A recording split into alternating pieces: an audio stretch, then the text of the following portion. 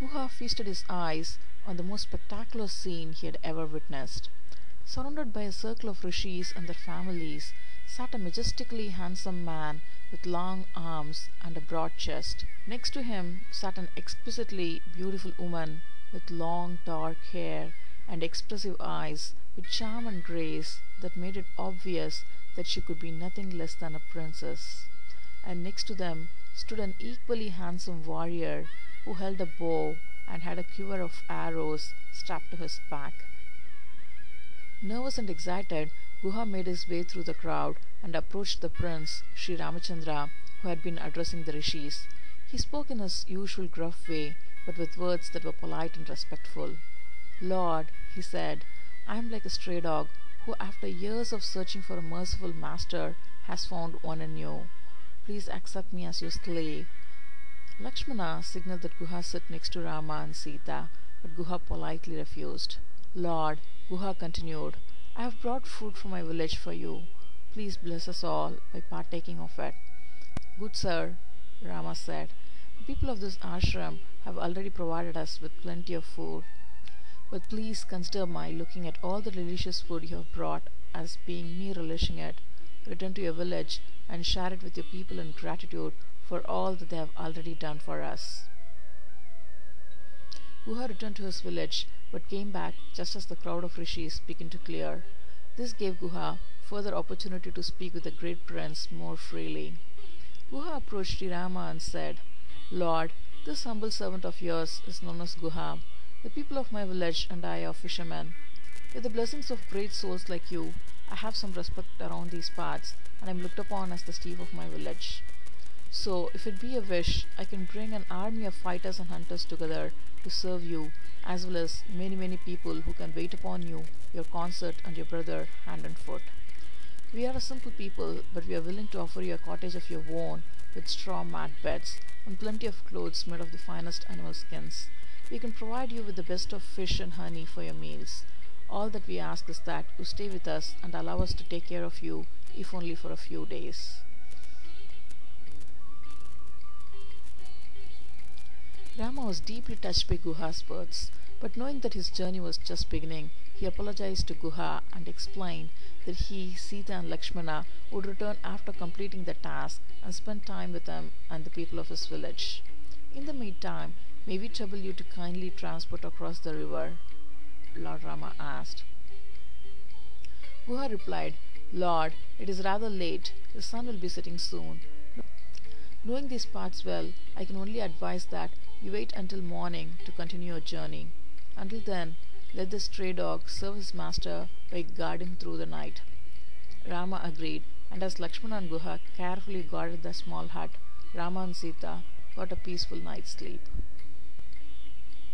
In the morning, Guha led the trio to his village, called for his best boat, and safely transported them to the other side of the Ganga. Upon reaching the other banks, Rama's eyes welled up with tears of love. He hugged Guha and said, "Once we were just 4 sons to my father. Now we are 5, since I have found my 4th brother in you. One brother stands by my side, another rules over Ayodhya, the third serves the king, and the 4th is the chief over the entire Ganga." He then brought Sita forward and said, "This is your Anbu Toli, your dearest friend. I'll be there for you forever." "Lord," said Guha, struggling to contain his tears, "I can build you a hut right here. Stay here by my side. Please don't leave." Rama replied, "Each one of us has our own station in life, but we must never forget that love has bound us together forever. So, even though we'll be away from each other, we'll never be apart. My brother are your brothers are mine, and your people are my people, so you must go back to them and take care of them for me." The noble tribal Guha, finding solace and meaning in Rama's words, watched from a distance as the divine couple, walking hand in hand, made their way to Chitrakuta with the servant and protector Lakshmana close at hand.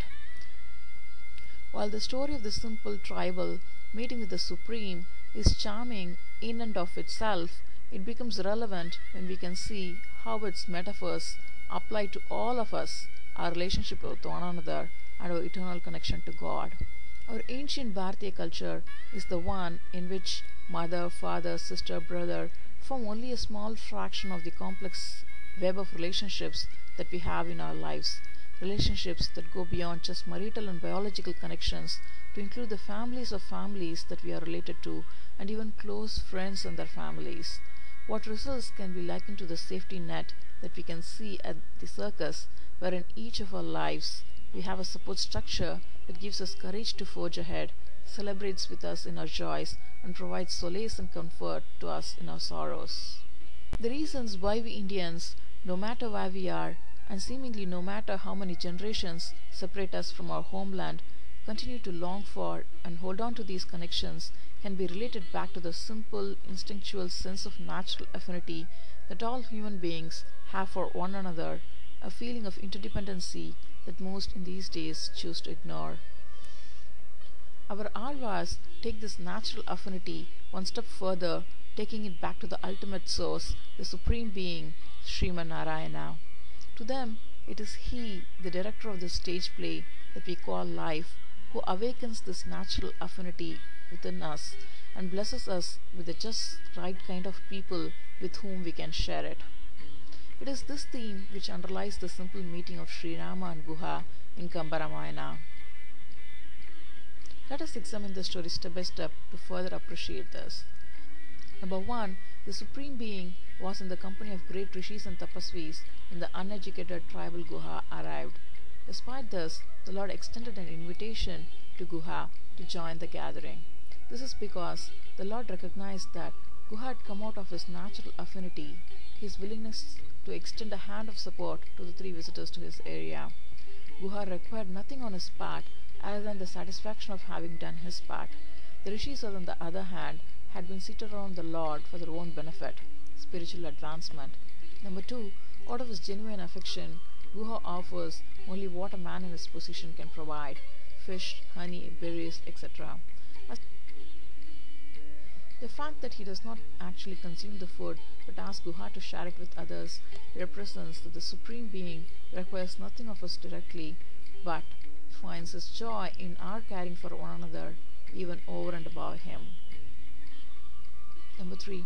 Guha identifies himself merely as a stray dog who has found his master in the Lord. He beseeches the Lord to accept him as a slave. The Lord, however, does quite the contrary. He hugs Guha and says that he is his own brother. Rama says that 4 brothers have become fry. This shows that nothing need to be done, in fact can be done on our part to receive the Lord's grace. He gives to us just what is necessary for our maximum spiritual benefit without any effort of our own. So the people in our lives, the jobs that we have, the place that we live in are all manifestations of His grace alone. Lastly, Rama introduces Sita to Guhan as his Anbu Tori. Anbu is a form of platonic love which is based on deep trust and respect. Tori refers to woman friend, but it also implies a younger sister-in-law. By saying so, Rama has indicated that rather being a master to Guha, he has become a slave to Guha, because Sita, who represents the Lord's grace, is at Guha's service as his dearest friend. So the ultimate Vaishnava in the story was not Guha, not the rishis, not even Lakshmana, but the Supreme Being, Sri Rama, whose only desire was to make a simple tribal see his true worth by making him member of a divine family. Sri Rama gained nothing from this, but Guha was given all because of the Lord's own constant well-wishing mood of servitude.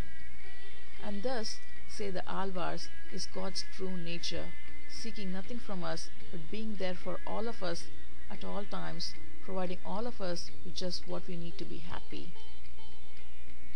And so He is with each and every one of us.